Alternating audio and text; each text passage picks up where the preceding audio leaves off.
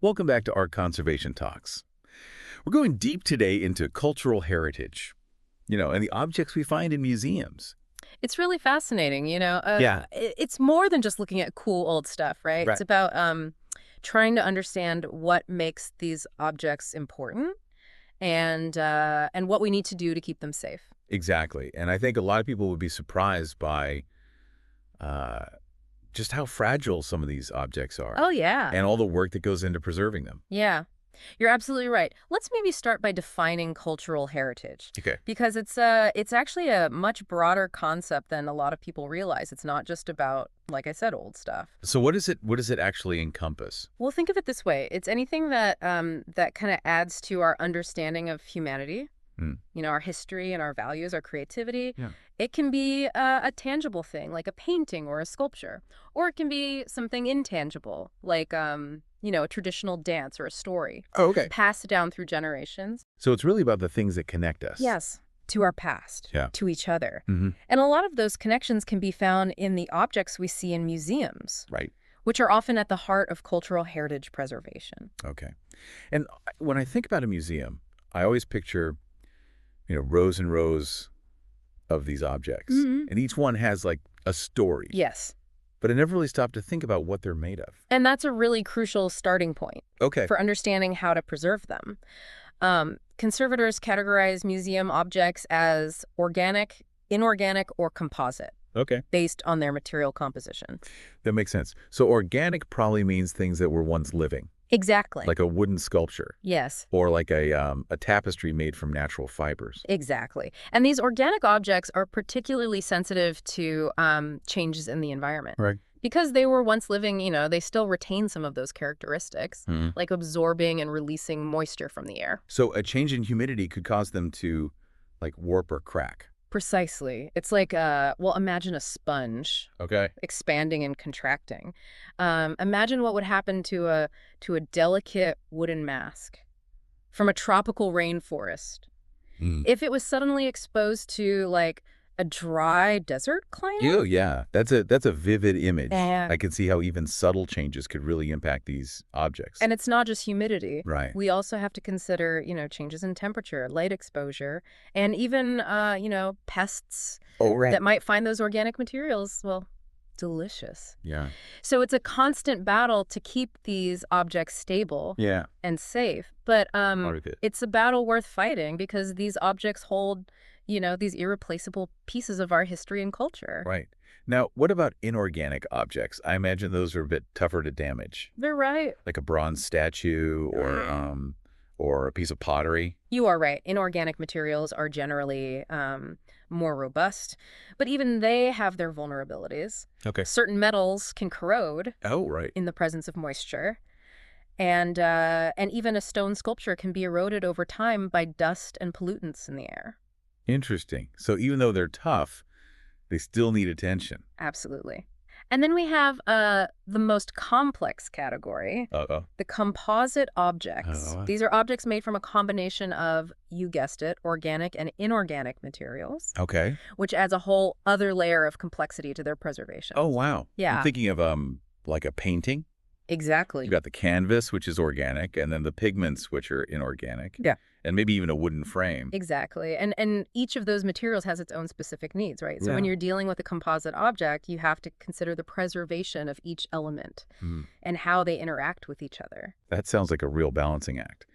So with all these different types of objects and their different needs, how do museums create the ideal environment for them? It all comes down to environmental control. Maintaining a stable temperature and relative humidity is absolutely crucial for preventing damage. What are the magic numbers for temperature and humidity when it comes to preserving these objects? For most museum objects, the optimal temperature range is between 15 and 25 degrees Celsius Okay. for both display and storage.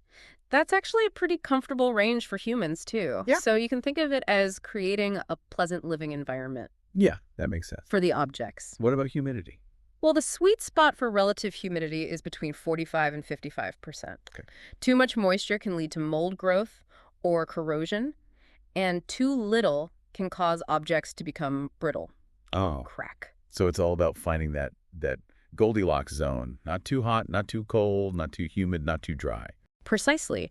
And museums go to great lengths to maintain those conditions, using climate control systems, monitoring equipment, and even specialized display cases Wow. to create a stable, protective environment for their collections. It's like creating a safe haven for them, Yes, shielding them from the fluctuations of the outside world. it is. And those efforts are crucial for ensuring that these treasures can be enjoyed Yeah. by generations to come. Yeah, it really is remarkable how much work goes into maintaining those stable conditions.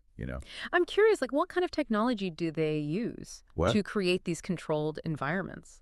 It's really a combination of high-tech and surprisingly simple solutions. Okay. For example, a lot of museums have sophisticated what they call HVAC systems Right.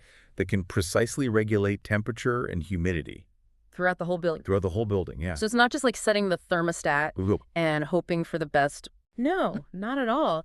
These systems constantly monitor the environment and make adjustments, as needed. wow. They're like the guardians of the museum climate, Yeah. constantly working behind the scenes to keep everything balanced. I imagine they also use like specialized display cases Oh, absolutely. to protect, individual objects. Yes, display cases are like Like little mini environments. mini environments designed to provide an extra layer of protection. Yeah. They can be made from materials that filter out harmful UV light. Right. And some even have their own internal climate control systems. That's incredible. It's like each object has its own like personal bodyguard or something. You could say that. Wow. And it's not just about protecting objects from the elements. Right. Museums also have to worry about pests Oh, right. that might be attracted to organic materials. Like insects that could damage textiles or wood. Exactly. Museums have what they call integrated pest management programs to prevent infestations and minimize the risk of damage. They use a combination of monitoring traps, targeted treatments, and good old-fashioned housekeeping Wow. to keep those pesky critters at bay. It sounds like a never-ending battle. It can be, but it's a battle worth fighting. Right. Because we're not just preserving objects, we're Yeah. preserving stories, memories, and connections to our shared human experience. That's a beautiful way to put it. Yeah. It makes you realize that these objects are more than just things. They are. They're vessels of meaning and significance. Exactly. And that meaning can be lost if we don't take the steps to protect them. Right. That's why conservation is so important. It's about ensuring that these objects and the stories they tell can continue to inspire and educate future generations. Speaking of future generations, it makes you wonder how climate change might impact museum collections. That's a huge concern Yeah. for the museum world. As global temperatures rise and weather patterns become more extreme, museums face increasing challenges in maintaining those stable environments for their collections. It's almost ironic, isn't it? We're trying so hard to protect these objects from, the ravages of time. But now we have to worry about the impact of our own actions on the planet. It is a bit ironic, but it also highlights the interconnectedness of everything. Yeah. We can't separate the preservation of cultural heritage from the broader issue of environmental sustainability. So what can museums do to, mitigate the risks Well, posed by climate change? many museums are taking proactive steps, like improving the energy efficiency of their buildings, Okay. reducing their carbon footprint, and developing disaster preparedness plans. That makes sense. It's about being prepared Yeah. for the unexpected Yes. and taking steps to minimize the potential Sure. damage. And it's not just up to museums. Individuals can also play a role in supporting those efforts. Like, what can we do to help? Well, supporting your local museums, advocating for policies that promote sustainability, Right. and even just spreading awareness about the importance of cultural heritage preservation can all make a difference. It's a reminder that we all have a responsibility to protect our shared cultural legacy. Absolutely. It's a legacy that belongs to all of us, Yeah. and one that we should all strive to safeguard for future generations. It's incredible to think about, all the connections that tie us to these objects in museums. It is. From the artists who created them Yeah. to the conservators who care for them Mm-hmm. and to us, the viewers who are, moved and inspired by them. It really is a remarkable journey through time and across cultures. And it's a journey that's made possible by the dedication and expertise of, countless individuals who work tirelessly to preserve these treasures for us all to enjoy. I've always loved visiting museums. Me too. But I feel like I have a whole new appreciation for the objects I see now. Yeah. Now that I understand the science and care that goes into preserving them. I'm so glad to hear that. That's the power of knowledge. Yeah. It allows us to see the world with new eyes and to appreciate the beauty and fragility of the things we often take for granted.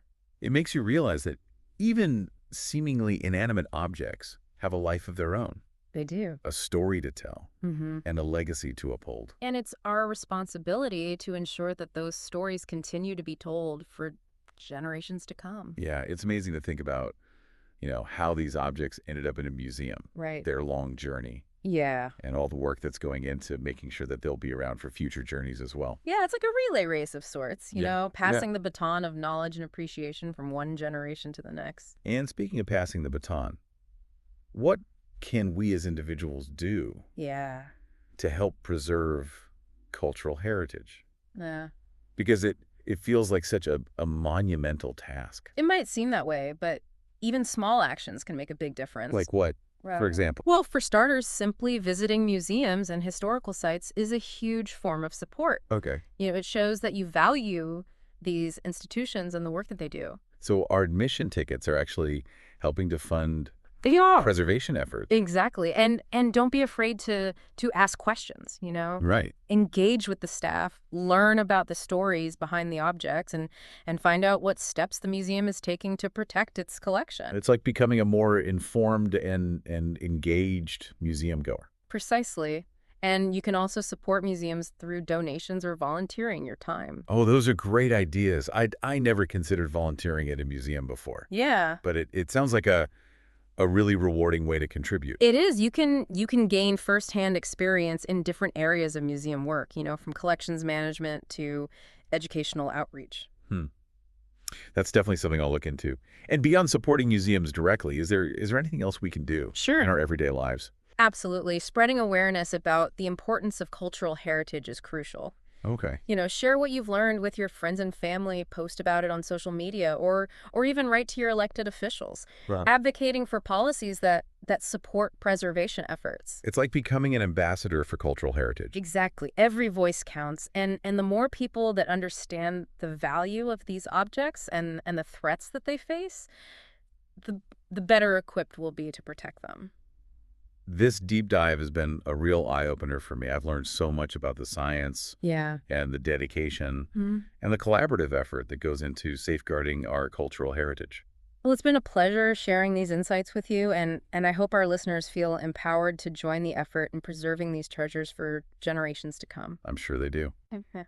Until next time, keep exploring, keep asking questions, and keep appreciating the wonders of our shared human history. And remember, the best way to preserve our past is to understand it. Keep learning and keep the conversation going.